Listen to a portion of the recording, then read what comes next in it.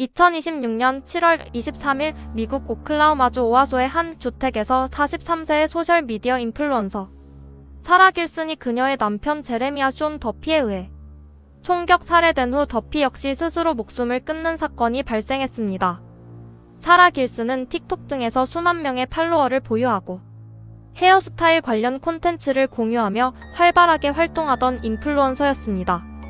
사건이 발생하기 전인 2026년 6월 9일 남편인 제레미아 더피는 자신이 감독을 맡고 있던 청소년 여행 농구팀의 15세 미성년자 선수를 상대로 부적절한 신체 접촉과 추행을 저지른 혐의로 경찰에 신고되었습니다.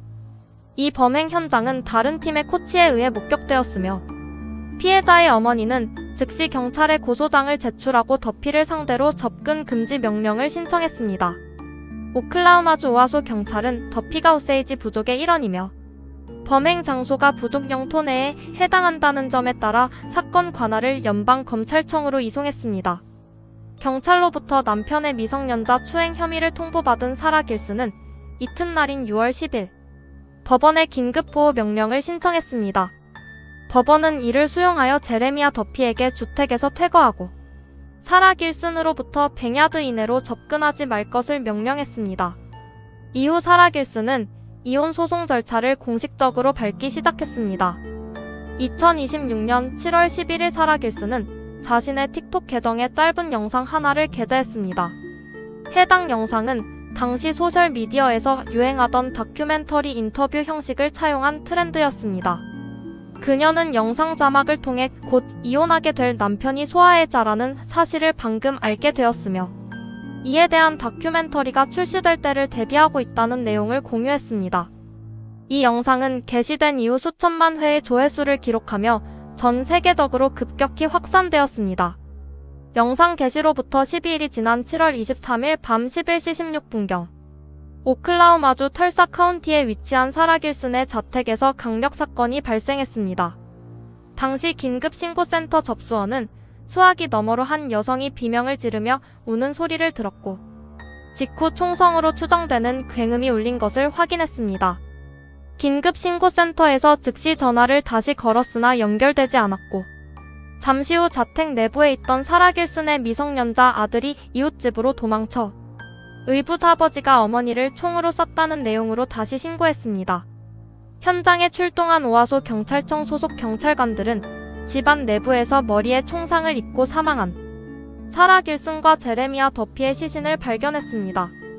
현장 감식 결과 경찰은 제레미아 더피가 보호명령을 위반하고 가택에 침입하여 사라 길슨을 살해한 뒤 스스로 권총을 이용해 자살한 극단적 선택 사건으로 결론지었습니다.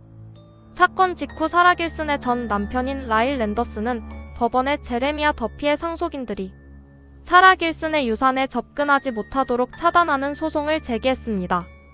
랜더스는 더피가 고의적이고 중대한 범죄 행위로 사라 길슨의 생명을 빼앗았으므로 오클라호마주 법률에 따라 가해자 측 유족이나 수혜자가 피해자의 재산을 상속받는 것은 부당하다고 주장했습니다. 사라 길슨의 유족과 지인들은 남겨진 두 자녀를 지원하기 위해 온라인 기금 모금 플랫폼인 고펀드미 페이지를 개설했습니다. 모금 페이지를 통해 유족들은 사라 길슨이 자녀들을 매우 아끼고 가정을 지키기 위해 성실하게 일했던 인물임을 밝혔습니다.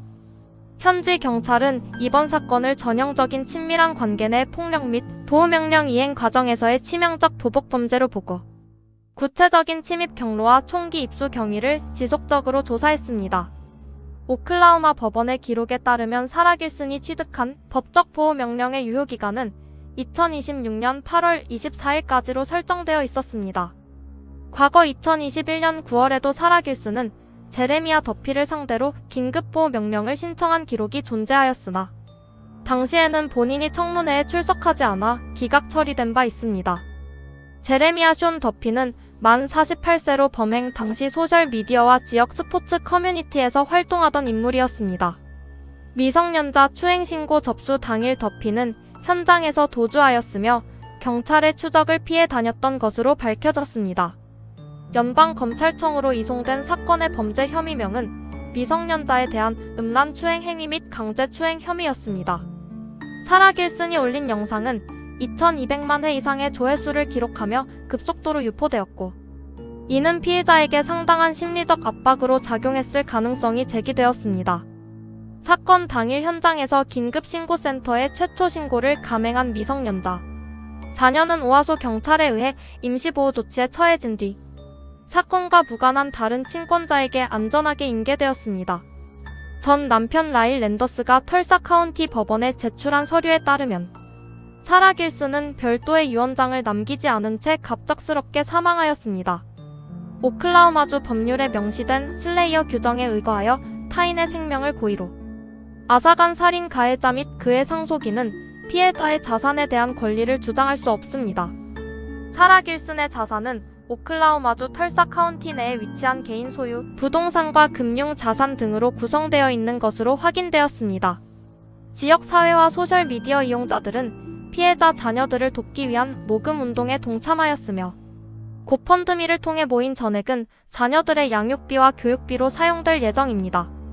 경찰 조사 결과 제레미아 더피가 범행에 사용한 총기는 불법으로 취득한 총기일 가능성이 높은 것으로 나타나 출처에 대한 추가 추적이 진행 중입니다.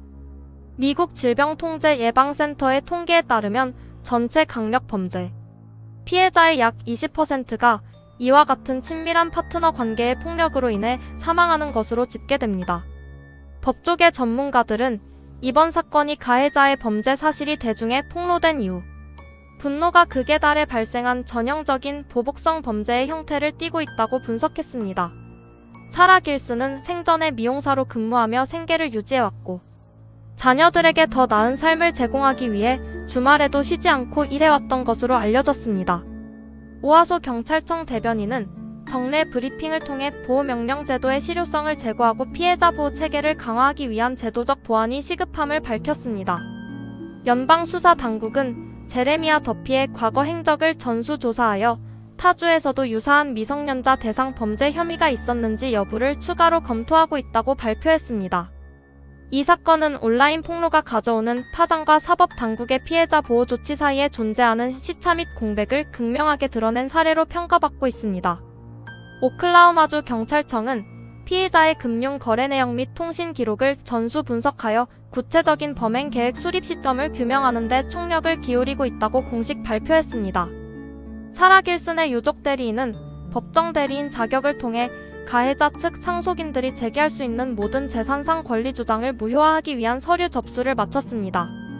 또한 오하소 지역 사회주민들은 피해자 자녀들을 보호하기 위한 자발적인 순찰대 활동과 심리상담 연계 프로그램 구성을 논의하기 시작했습니다. 당시 제레미아는 유죄 판결을 받기 전이었습니다. 여러분은 사회적으로 매장될 남편의 죄를 퍼뜨린 사라 길슨에게도 죄가 있다고 생각하시나요? 여러분의 생각을 댓글로 남겨주세요. 오늘 영상이 흥미로우셨다면 구독과 좋아요 부탁드립니다. 감사합니다.